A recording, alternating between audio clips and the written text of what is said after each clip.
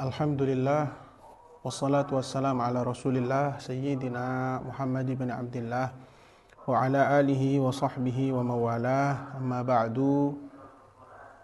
Ila jami' ahbabina wa ikhwanina al-musyahidin, uhayyikum bitahiyyah islamiyah mubarakah min indillah. Assalamualaikum warahmatullahi wabarakatuh. Alhamdulillah, pemirsa channel MCT Malang Raya yang dimuliakan oleh Allah Subhanahu wa taala.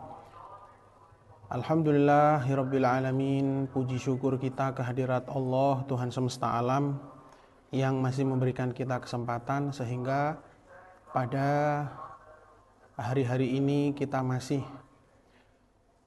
diberikan oleh Allah Subhanahu wa taala nuansa yang kita tunggu-tunggu sepanjang tahunnya, yaitu adalah nuansa Ramadan, yang untuk melengkapi dan menyempurnakan nuansa Ramadan ini kita kembali dalam kajian hadis Arba'in An-Nawawiyah bersama para guru dan para asatid, yang sekarang kita masuk ke dalam hadis yang ke-19.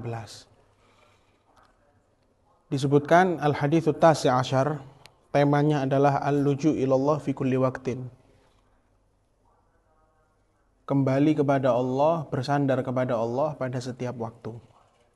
Ini temanya, yang mana hadis ini berbunyi an Abil Abbas, ay Abdullah bin Abbas radhiyallahu taala anhuma qala kuntu khalfan nabiy sallallahu alaihi wasallam yauman.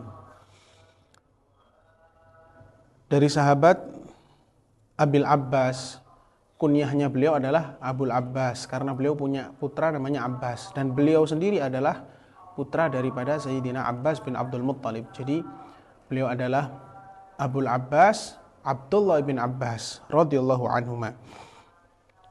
Beliau mengatakan, kuntu khalfan Nabi sallallahu alaihi wasallam yauman. Ya. Aku berada di belakang Nabi sallallahu alaihi wasallam pada suatu hari. Faqala ya ghulam. Kemudian Nabi sallallahu alaihi wasallam memberikan nasihatnya kepadaku seraya beliau berkata, ya ghulam, nak, seperti itu. Bahasa sederhananya seperti itu, nak, atau wahai anak kecil, tapi kurang sederhana lagi, jadi nak, seperti itu. Khalfan Nabi SAW, di dalam syarah hadis ini disebutkan bahwasanya khalfan Nabi SAW maknanya adalah beliau sedang di belakangnya Nabi ketika berkendara. Ya, wara'ahu ala baghlatihi, ketika itu Rasulullah menunggangi baghl, kendaraannya yang tunggangan itu berupa hewan baghl. Baghl ini peranakan antara kuda dan keledai. Suatu hari aku berada di belakang Nabi SAW ketika aku berada di satu kendaraan bersama Nabi dan di belakangnya. Kemudian Rasulullah tidak sedikit pun Rasulullah tidak kurang-kurang di dalam memberi nasihat, di dalam mengarahkan umat ini. Sehingga di atas kendaraan yang kalau kita bayangkan sekarang, coba di atas motor berdua, kemudian yang di depan menasehati yang di belakang, kan tentu tidak leluasa seperti apabila seseorang berada di dalam mobil. Ya. Ini di atas tunggangannya, lebih-lebih ya, di atas baghelnya tadi itu, hewan tunggangannya Nabi SAW. Beliau tapi tidak kurang-kurang di dalam menasehati. Beliau menasehati, ya ghulam, nak, inni u'allimuka kalimat, sesungguhnya aku akan mengajarkan kepadamu beberapa kata. Ya, kalimat jam'u kalimah, wal kalimah ya qaulun mufrad. Kalimah di sini adalah jamaknya kalimat, jamaknya kalimah, kata. Ya, kata-kata. Aku akan mengajarkan untukmu, atau aku akan mengajarimu beberapa kata-kata. Di dalam riwayat lain disebutkan, ala u'allimuka kalimatin yahfazukallahu bihinna. Maukah engkau aku ajari beberapa kata-kata yang dengan kata-kata tersebut Allah akan menjagamu. Kemudian Rasul SAW beliau bersabda, Inni u'allimuka kalimat, sesungguhnya aku akan mengajarkanmu beberapa kata-kata. Apa? Ihfazillaha yahfazka. Jagalah Allah, wahai anak kecil, nak, ya. Kalau bahasa Jawanya itu ya. Jagalah Allah, ihfazillah yahfazka, niscaya Allah akan menjagamu. Ihfazillah ay ra'i awamirahu hafiz 'alaiha wa la taghfal anha. Jadi perhatikan, tunaikan hak-hak Allah, perintah-perintah Allah, wa hafiz 'alaiha, serta jagalah hak-haknya Allah Subhanahu wa taala. Wa la taghfal anha, dan jangan engkau sekali-kali lalai darinya. Maksudnya jagalah Allah adalah seperti itu. Wa amsik an nawahihi wa la tartakibha. Tahanlah dirimu dari larangan-larangan Allah dan jangan engkau lakukan larangan-larangan tersebut. Kenapa? Apabila engkau melakukan hal-hal tersebut, itulah makna jagalah Allah. Maknanya engkau menjaga Allah adalah barusan yang tadi disebutkan, sesuai apa yang disebutkan di dalam syarah kitab Al-Arba'in Nawawiyah Jawahirul Lu'luyah. Yahfazka, niscaya Allah akan menjagamu dengan perhatian dari Allah, riayah dari Allah. Bukan hanya engkau yang dijaga, apabila Allah sudah menjagamu berkat kesolehanmu, berkat engkau menjaga Allah dengan engkau menunaikan hak-hak Allah Subhanahu wa taala, niscaya Allah akan menjagamu pada dirimu sendiri. Jadi Allah akan menjaga dirimu pribadi, wa waladika, wa ahlik, anakmu, istrimu, keluargamu, wa dunyak, wa dinik, duniamu, begitu juga dengan agamamu akan dijaga oleh Allah Jalla Jalaluhu wa ta'ala fi'ula. Sungguh disebutkan di dalam firman Allah, man 'amila shalihan min dzakarin aw untha wa huwa mu'minun falanuhyiyannahu hayatan thayyibah. Barang siapa yang melakukan amal soleh dari orang laki-laki maupun perempuan dan dia adalah orang yang beriman kepada Allah, ya, falanuhyiyannahu hayatan thayyibah, kata Allah, maka kami akan memberikan orang tersebut kehidupan hayatan thayyibah, dengan kehidupan yang tentram, kehidupan yang indah, kehidupan yang nyaman, yang enak. Ya, seperti itulah syarat orang ingin hidup tentram, puas, senang, bahagia di dunia maupun di akhirat. Pertama, beramal soleh dan beriman, entah itu laki-laki maupun perempuan, apapun profesinya dan apapun levelnya orang tersebut. Disebutkan juga bahwasanya sahabat tabi'in, Sa'id bin al-Musayyib. Sa'id bin Musayyib ini tabi'in dan beliau adalah menantu daripada Sayyidina Abu Hurairah radhiyallahu anhu. Beliau mengatakan kepada anaknya, wahai anakku, la azidanna fi salati min ajlik raja'a an uhfadha fik. Wahai anakku, aku ini pasti akan melebihi sholatku. Jadi sholatku akan aku panjangkan, akan aku lebihkan. Rukuknya atau sujudnya atau bacaan-bacaannya akan aku lebihkan. Dengan harapan supaya diriku dijaga oleh Allah, begitu juga engkau. Seperti itu. Wahfadhu fik. Dengan harapan supaya engkau dijaga berkat sholat atau kesolehan ayahmu ini. Seperti itu.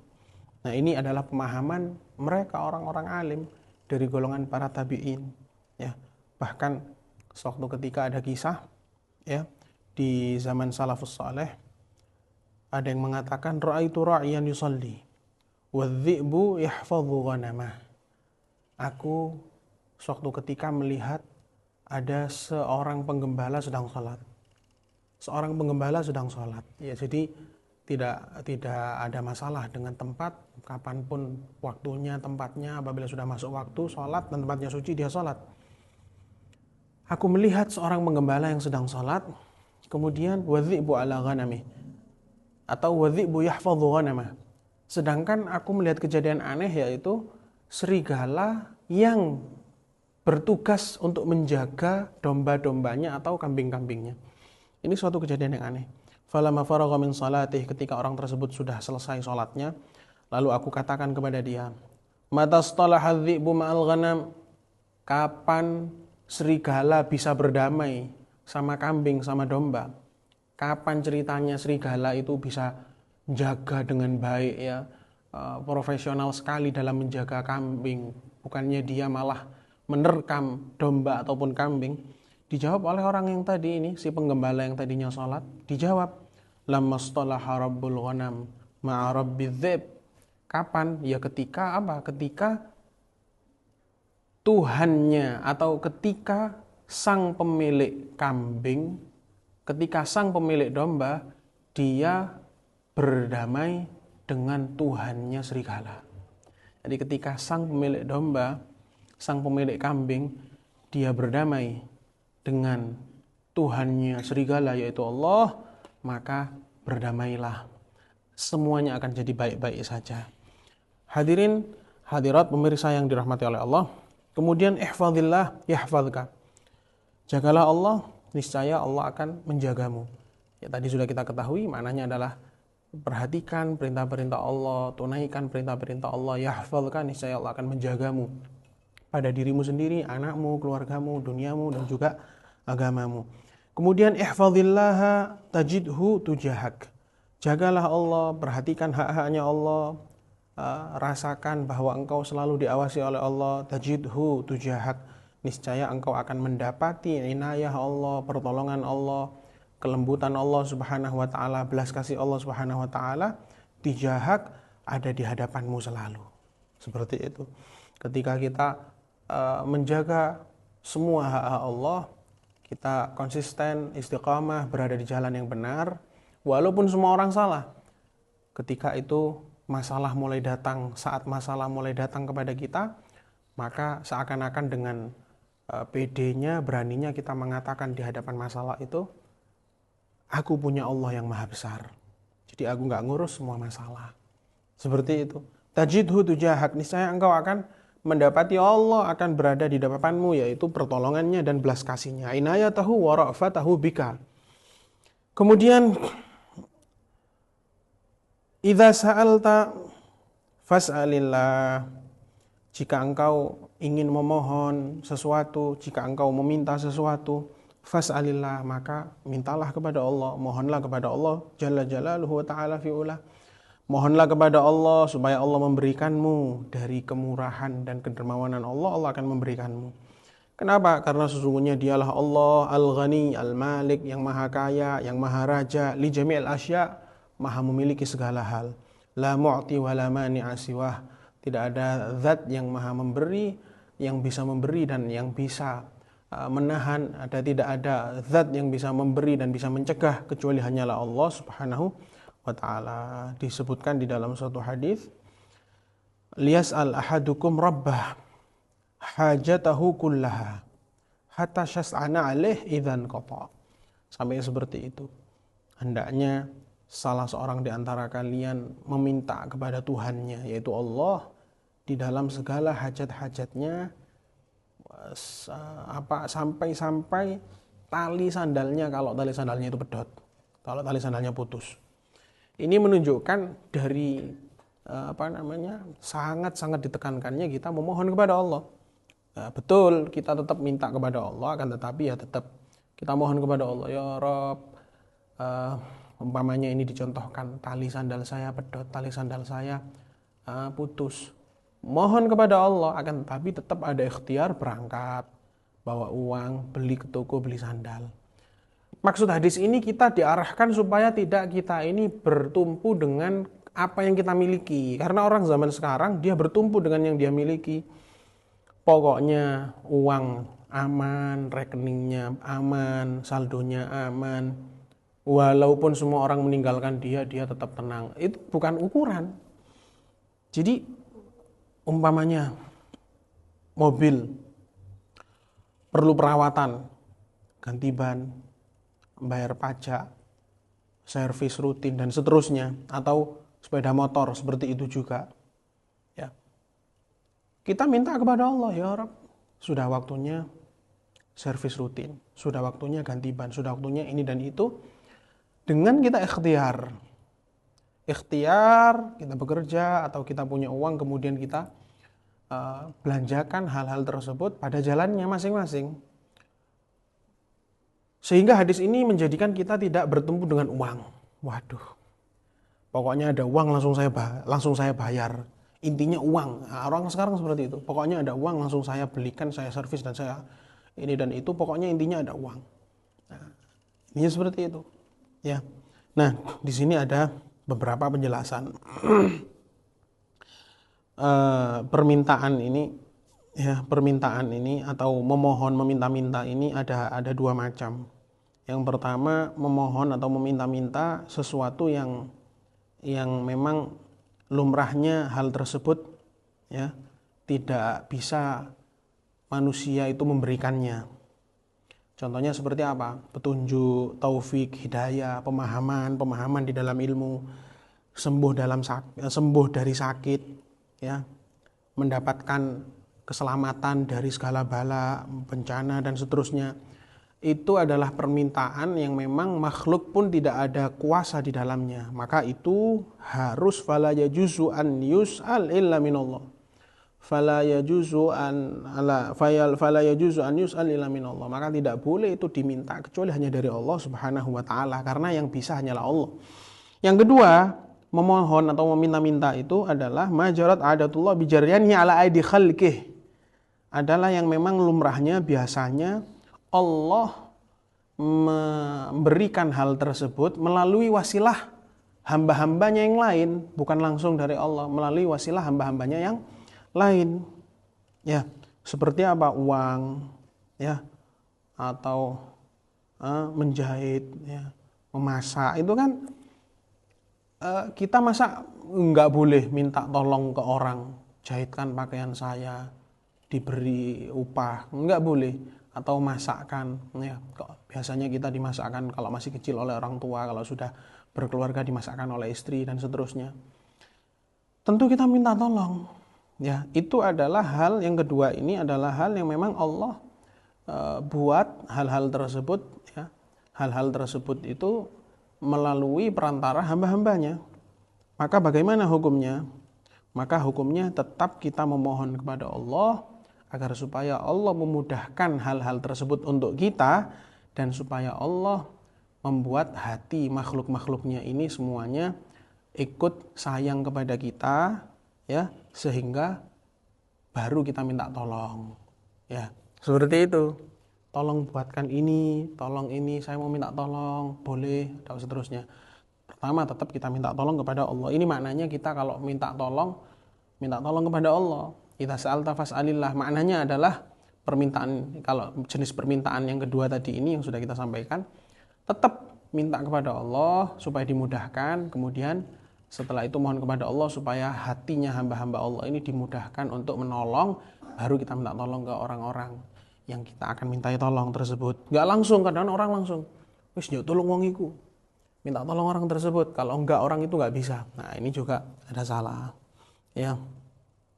Di sini disebutkan wa yajuzu lil fakir an yas'al min ghairihi bi syurut thalatha. Ini boleh untuk orang fakir itu minta-minta kepada orang lain, tapi ada 3 syarat. Perhatikan ini 3 syarat. An yakuna ajizan anil kasab, memang dia lemah, tidak mampu untuk bekerja, yang pertama. Wa alla yu'dzil mas'ul, kedua dia tidak mengganggu orang yang diminta. Ya, ndak ndak lengket, nggak ceket, ya. Diganggu, yang minta itu seakan-akan ditagih terus, ayo mana kamu ini kaya, dikata-katain dan seterusnya, sehingga orang yang dimintai ya mau tidak mau harus bantu. Ini juga nggak boleh. Yang ketiga, wa alla yalihha alaihi, tidak boleh ngotot, ya, tidak boleh ngotot untuk meminta, ya. Maksudnya ngotot untuk meminta adalah mengulang-ulangi permintaannya sekali aja, sekali kalau nggak dikasih sudah selesai. Ini loh, coba para ulama, ya. Ini loh bagaimana para ulama merumuskan. Ya seperti itu. Dahulu para salaf, faqiruhum hurrun wa dzul mali munfikun, pernah kita sampaikan di hadis-hadis yang sebelumnya. Ya. Ya, faqiruhum hurrun wa dzul mali munfikun. Yang fakir itu merdeka, ya, seakan-akan enggak ada tanggungan, ya.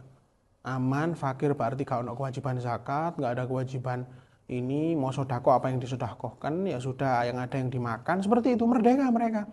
Punya pakaian ya pakaian aja, ya nggak seperti orang-orang kaya, sarungnya pun kalau nyuci harus ekstra, jemurnya pun harus diginikan digitu, nggak boleh disetrika. Wa ala alihi washabihi ajmain. Hur, orang yang fakir merasa merdeka. Wa dzul mal munfikun, tapi yang punya harta ahli sedekah. Orang dulu seperti itu. Ya, seperti itu. Ya. Wa huwa liman yajidu kifayah yaum wa laila haram. Meminta-minta bagi orang yang dia memiliki kecukupan untuk sehari semalam itu haram. Ya. Ya, sekarang kabarnya orang kaya pun orang miskin pun yang minta-minta, pengemis pun pegang HP, video call dan seterusnya. Haram. Naam. Bagi yang memiliki kecukupan sehari semalam tapi dia minta-minta, minta uang, minta makan dan seterusnya, haram. Seperti itu. Idza sa'alta fas'alillah. Ya. Wa idza sta'anta fasta'in billah, dan apabila engkau meminta pertolongan, ya, fasta'in billah, maka mintalah pertolongan tersebut kepada Allah Subhanahu wa taala, karena dialah Allah yang maha mampu atas segala sesuatu, dan yang lain selain daripada Allah itu lemah dari segala sesuatu. Seperti itu, ya. Kemudian wa'lam annal ummata, ketahuilah sesungguhnya umat ini, seluruh umat, jami'ul khalq, semua makhluk, law ijtama'at, jika mereka berkumpul semuanya, ya, jika mereka berkumpul semuanya, ala an yanfa'uka bi syai'in, untuk memberikan manfaat untukmu dengan sesuatu hal, ya, dari kebaikan dunia ataupun akhirat, mereka berkumpul semuanya, semua makhluk, untuk memberimu suatu manfaat, lam yanfa'uka illa bi syai' qad katabahu Allahu lak, mereka tidak akan bisa memberikanmu manfaat kecuali dengan sesuatu yang telah Allah tetapkan untukmu di Lauhul Mahfuz. Athbatahu Allahu fil Lauhil Mahfuz. Dan yang sudah Allah inginkan, Allah kehendaki atau Allah sudah takdirkan di dalam azal. Wa in ijtama' wa la yadurruka bi syai' lam yadurruka illa bi syai'.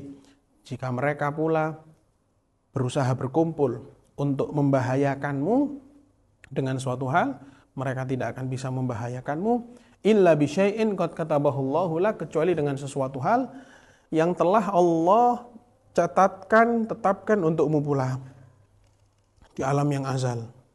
Ya. Wa yamsaskallahu bidurrin fala kashifa lahu ilahu wa yuridka bi khairin fala radda li fadlih. Seperti itu dalam ayat Quran. Ya. Kemudian rufi'atil aqlam wa jaffatis suhuf. Kenapa seperti itu? Karena rufi'atil aqlam wa jaffatis suhuf. Aqlam jamak qalam. Pena ini sudah diangkat, wa jaffatis suhuf, dan lembaran-lembaran pun sudah mengering. Jadi catatan di Lauhul Mahfuz ini sudah diangkat, ya, wajah fatis suhuf, dan semua catatan sudah kering. Takdirnya fulan seperti ini, fulan seperti ini, fulan akan terperosok dalam kebahayaan karena orang-orang menginginkan suatu kebahayaan untuknya, fulan. Jadi semuanya kita kembalikan kepada Allah. Oh, hal-hal tersebut itu nggak bakal bisa sampai ke saya. Ada orang hasud, orang iri, kemudian ingin mencelakakan saya dengan ini dan itu. Ini semua nggak bakal bisa terjadi kecuali memang karena Allah yang menginginkannya. Walaupun mereka berkeinginan, tapi kalau Allah nggak menakdirkan, ya sudah, tidak terjadi. Mereka ingin memberi kita uang 100 juta atau sekian juta, tapi kalau Allah nggak berharap, kalau Allah nggak menginginkannya, nggak bakal bisa sampai. Seperti itu. Nah, ini diriwayatkan oleh Imam At-Tirmidzi di dalam jami'nya, Jami' At-Tirmidzi, wa qala hasanun sahih. Di dalam riwayat lain selain Imam Tirmidzi disebutkan ihfazillah tajidhu amamak, jagalah Allah, niscaya engkau akan mendapati Allah di hadapanmu. Ta'arraf ilallahi ta'ala fir rakha ya'rifka fi syiddah, kenalilah Allah ketika engkau senang, niscaya Allah akan mengenalmu di manakala engkau sedang susah. Kemudian wa'lam anna ma akhta'ak lam yakun liyusibak, ya, wa ma asabaka lam yakun liyukhti'ak, ketahuilah sesungguhnya apa-apa yang akhta'ak ma jawazaka min ni'mah wa rakha syiddah wa bala falam yasil ilaik lam yakun liyusibak, ya. Maka sesungguhnya yakinilah sesungguhnya apa-apa akhta'ak yang menyalahkanmu, ya, yang telah melampauimu dari kenikmatan, yang lewat darimu dari kenikmatan, kesenangan ataupun kesusahan ataupun yang lain, pokoknya sudah lewat darimu, lam yakun liusibak, ya, itu lam yakun muqaddaran 'alaika liyusibak li'an yasila ilaik li'annahu ban bi an bana bi kaunihi akhta'ak annahu ghairu muqaddarun 'alaik. Nah, jadi segala hal yang akhta'ak, yang dia membuatmu salah, bukan berarti lam yakun liyusibak itu adalah hal yang akan membuatmu benar. Wa ma asabak atau apa, bukan berarti itu adalah hal yang menimpamu.